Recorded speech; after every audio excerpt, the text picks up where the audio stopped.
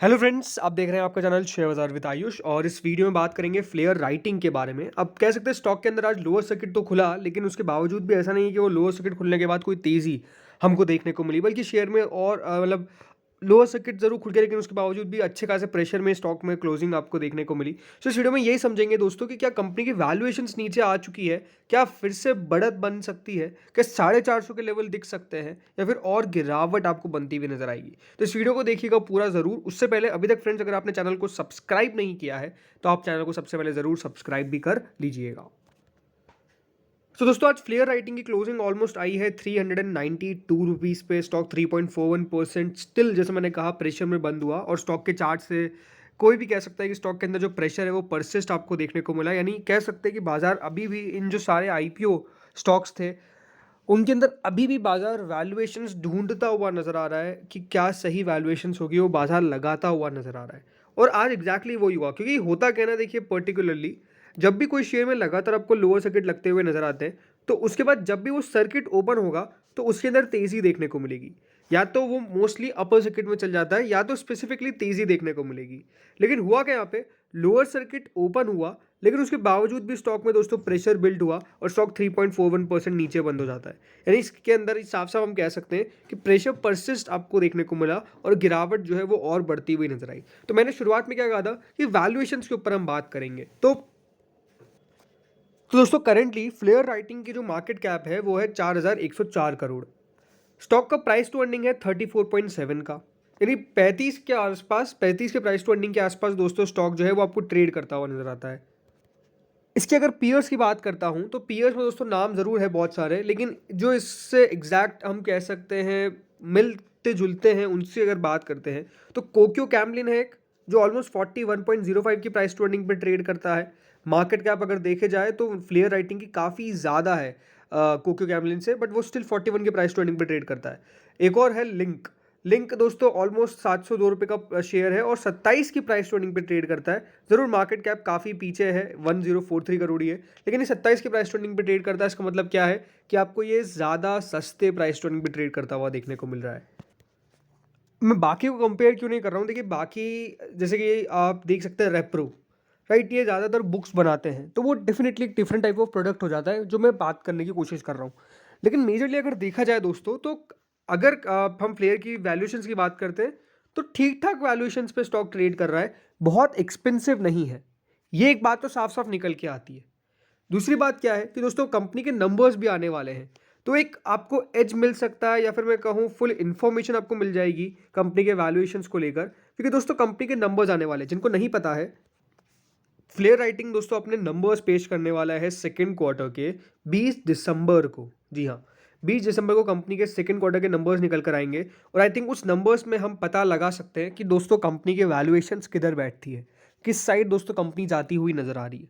क्योंकि हमेशा देखिए हमारे पास सिर्फ एक ही इंडिकेशन है कंपनी को जज करने का, वो है उसकी अर्निंग्स, क्वार्टरली अर्निंग्स, कि कंपनी की अर्निंग्स किस तरीके की निकल के आ रही है। अगर कंपनी की अर्निंग्स ठीक है तब तो कोई प्रॉब्लम नहीं है, बट अगर अर्निंग्स में ही इशू देखने को मिलेगा तो नो डाउट देखिए बाजार उस स्टॉक को डेफिनेटली पनिश करता हुआ नजर आएगा, और वो पनिश होगा भी काफ़ी बुरा।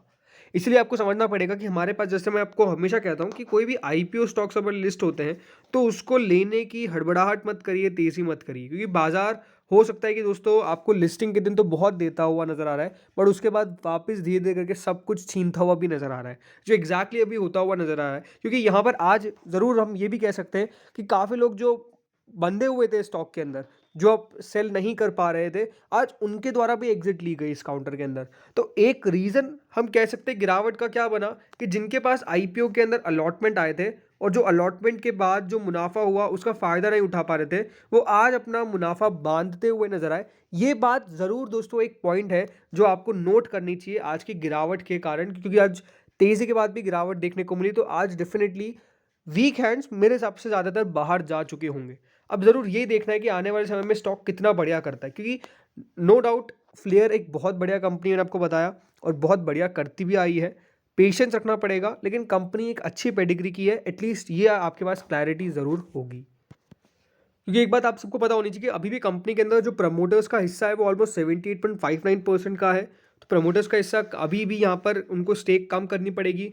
F I S D I almost 2%, 9% के आसपास है, और पब्लिक के पास 10% शेयर होल्डिंग गई हुई है। तो लेट्स सी होता क्या है। बाकी नो डाउट जैसे मैंने कहा कंपनी अच्छी पेडिग्री की है। ऐसा मैंने क्यों कहा, बिकॉज नंबर्स आप देख सकते हैं।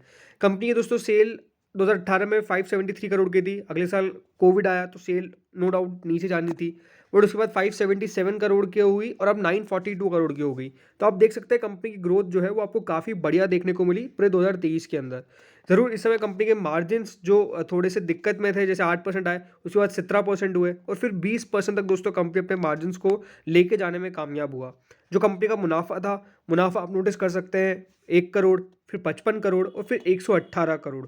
तो ग्रोथ विजिबल थी, ग्रोथ काफ़ी बढ़िया थी। एंड ग्रोथ दोस्तों इस तरह की एक्सपेक्टेशंस करके चलते हैं कि हाँ कंपनी लगातार करेगी। बाकी कैश फ्लो के अंदर भी अगर देखा जाए तो कंपनी नेट कैश फ्लो में अभी भी पॉजिटिव में नंबर्स पे आगे नहीं घुस पाई है, लेकिन ओवरऑल हम कह सकते हैं कि हाँ कंपनी हो सकता है कि आने वाले क्वार्टर में आपको, मतलब आने वाले ईयर के अंदर, फाइनेंशियल ईयर में कैश फ्लो कंपनी का पॉजिटिव भी देखने को मिल जाए, ये भी बात सही है।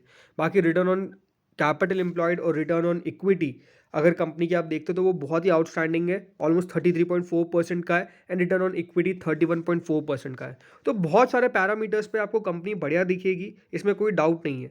अब विजन क्या है आपका वो आपको पता होना चाहिए। अगर आपका विजन शॉर्ट टर्म का है तो मैं तो कहूँगा बिल्कुल दूर रहिए, क्योंकि किसी को नहीं पता कि कौन से लेवल पे जाकर रुकेगा, क्योंकि 388 का इसका लो है और 391 पे स्टॉक ट्रेड कर रहा है। तो ये लो जैसे ही टूटेगा, मुझे नहीं पता कि कहाँ पे जाके दोस्तों स्टॉक रुक पाएगा।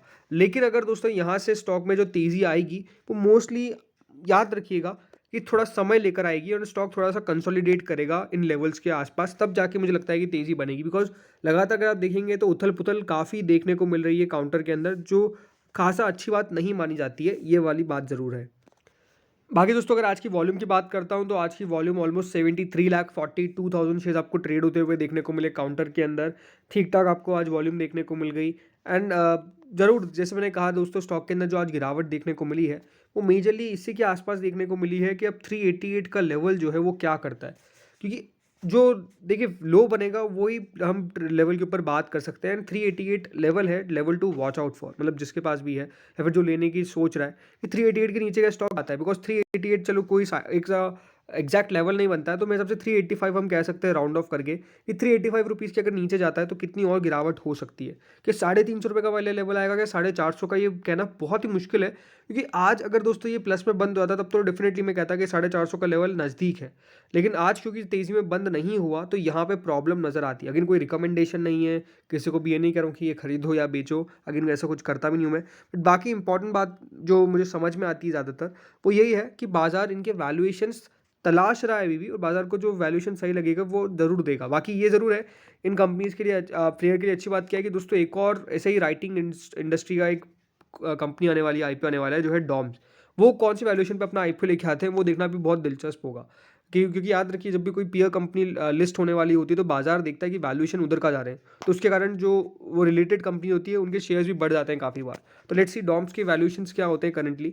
वो आईपीओ आने वाले 13 तारीख से 15 तारीख के बीच में, तो वैल्यूएशन को पहले पता चल जाएंगे। एंड अगर वहाँ पर कोई वैल्यूएशन ऐसे दिखते हैं तो हो सकता है कि यहाँ पर भी तेज़ी आ जाए। बाकी ज़रूर काफ़ी गिरावट हो चुकी है फ्लेयर के अंदर, तो एक एक्सपेक्टेशन बनती है कि स्टॉक तेज़ी दिखाएगा। अब लेट्स सी होता क्या है कल।